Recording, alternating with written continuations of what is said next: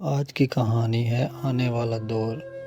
ہر دور کا انسان ماضی، حال اور مستقبل جاننے کے لیے بے چین رہتا ہے۔ مستقبل کے پردے میں کیا چھپا ہے، اس کی کھوج انسان کو بے چین کیے رہتی ہے۔ یہ کہانی بھی ایک ایسے ہی بادشاہ کی ہے جو گزرے ہوئے ہزاروں سال کے بارے میں جاننا چاہتا تھا۔ وہ یہ بھی چاہتا تھا کہ کوئی اسے بتا دے کہ اس کے بعد آنے والا دور کیسا ہوگا۔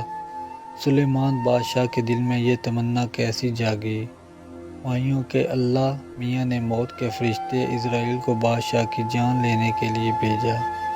بادشاہ کوئی معمولی انسان نہیں تھا، وہ نہایت عقل مند اور دانش مند تھا۔ عزرائیل نے جب اسے بتایا کہ وہ اس کی جان لینے آیا ہے تو بادشاہ نے کہا کہ میں تمہاری بات مان سکتا ہوں، لیکن پہلے مجھے یہ بتایا جائے کہ میرے بعد آنے والا حکمران کیسا ہوگا۔ میں نے 500 سال حکومت کی ہے، مجھے یہ فکر ہے کہ میرے بعد میری رعایا کس حال میں ہوگی۔ عزرائیل نے واپس جا کر جب یہ بات اللہ میاں سے کہی تو اللہ تعالیٰ نے کہا، چلو ہم بادشاہ کو 40 دن کی اور مہلت دیتے ہیں، لیکن تم اس سے جا کر کہو کہ ان 40 دنوں میں وہ یہ معلوم کرے کہ ماضی میں دنیا کیسی تھی۔ اگر اس نے یہ معلوم کر لیا تو اس کا موجودہ دور سے مقابلہ کرنے کے بعد اس کی خواہش ہوگی کہ وہ اس دنیا میں مزید نہ رہے۔ عزرائیل نے واپس آ کر بادشاہ کو اللہ میاں کا پیغام پہنچا دیا۔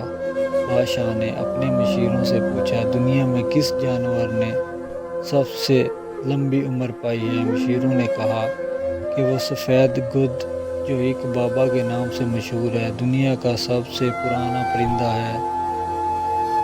بادشاہ اس سفید گدھ کے پاس گیا اور کہا، میں دنیا میں 500 سال سے حکومت کر رہا ہوں، اب مجھے صرف 40 دن کی زندگی اور ملی ہے، مجھے بتاؤ کہ ماضی میں یہ دنیا کیسی تھی؟ گدھ نے کہا، میری عمر تو صرف 1500 سال ہے، بہتر ہے کہ تم اس پہاڑ کی دوسری جانب رہنے والے میرے بھائی سے مل لو جو 2000 سال سے زندہ ہے۔ بادشاہ پہاڑ کی دوسری طرف جا کر اس بوڑھے گدھ سے ملا۔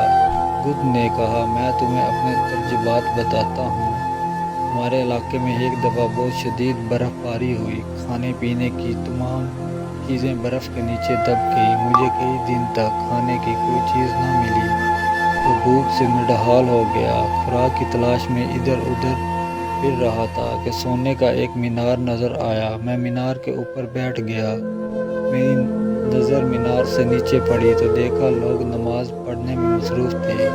پہلی قطار میں سفید داڑھیوں والے لوگ بیٹھے، دوسری قطار میں جو لوگ تھے ان کی داڑھیاں کالی تھیں اور سب سے پچھلی والی کلین شوں والے تھے۔ نماز ختم ہونے کے بعد جب چند لوگوں نے دیکھا کہ میں اوپر نڈھال پڑا ہوں تو ایک بزرگ نے کہا، یہ پرندہ بھوک سے مر رہا ہے، چلو ایک بیل ذبح کرتے ہیں اور اس کو کھانے کو کچھ دیتے ہیں۔ ایک نیک لوگوں نے ایسا ہی کیا، میں نے خوب پیٹ بھر کر کھایا اور میرے جسم میں توانائی آ گئی۔ 100 سال بعد پھر ایک مرتبہ ایسا ہی ہوا، شدید سردی اور برف باری کی وجہ سے مجھے کو کچھ نہیں ملا۔ میں پھر مسجد کے ایک مینار پر جا کر بیٹھ گیا۔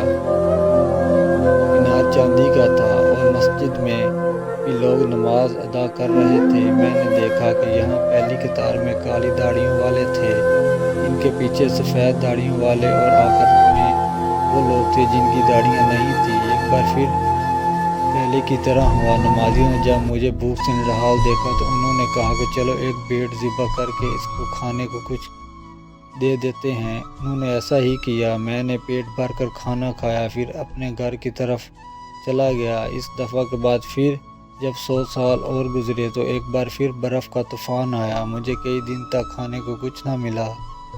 میں نے سوچا کیوں نہ کسی مسجد کے مینار پر جا بیٹھوں، اس طرح پیٹ بھرنے کا سامان تو ہی ہو جائے گا۔ اس بار جب میں مسجد کے مینار پر جا کر بیٹھا تو مجھے پتہ چلا کہ یہ مینار نہ تو سونے کا ہے نہ چاندی کا ہے، بلکہ یہ تانبے کا بنا ہوا ہے۔ اب جو لوگ مسجد میں نماز پڑھ رہے تھے ان میں سے بغیر داڑھی والے سب سے آگے تھے، اس کے پیچھے سیاہ داڑھیوں والے تھے، سب سے پیچھے سفید داڑھیوں والوں کی کو جگہ ملی تھی۔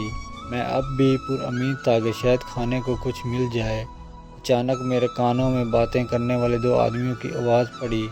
ایک دوسرے سے کہہ رہے تھے کہ وہ دیکھو ایک پرندہ مینار پر بیٹھا ہے، ذرا بھاگ کر میری بندوق تو لے آؤ، اسے مار کر ایک وقت کا کھانا تو بن جائے گا۔ میں نے سنا تو بھاگ کھڑا ہوا۔ بت نے بادشاہ سے کہا، دنیا روز بروز زوال کی طرف گامزن ہوتی جا رہی ہے، تہذیب اور تمدن مٹ گیا ہے، لوگوں کے دل چھوٹے ہو گئے ہیں، خود غرضی اور لالچ میں اضافہ ہو گیا ہے، لوگ خیرات دینے میں بھی کنجوسی کرتے ہیں۔ تمہارا کیا خیال ہے کہ ان حالات میں تمہارے بعد آنے والا حکمران پارسا اور متقی ہوگا؟ بادشاہ کی سمجھ میں یہ بات آ گئی کہ آنے والا وقت گزرے ہوئے زمانے کے مقابلے میں تکلیف دہ ہی ہوگا، اس لیے دنیا میں مزید رہنے کا کوئی فائدہ نہیں۔ پھر اس نے اللہ کی مرضی کے سامنے سر جھکا دیا۔ ایسی مزید ویڈیو دیکھنے کے لیے ہمارے چینل کو سبسکرائب کریں۔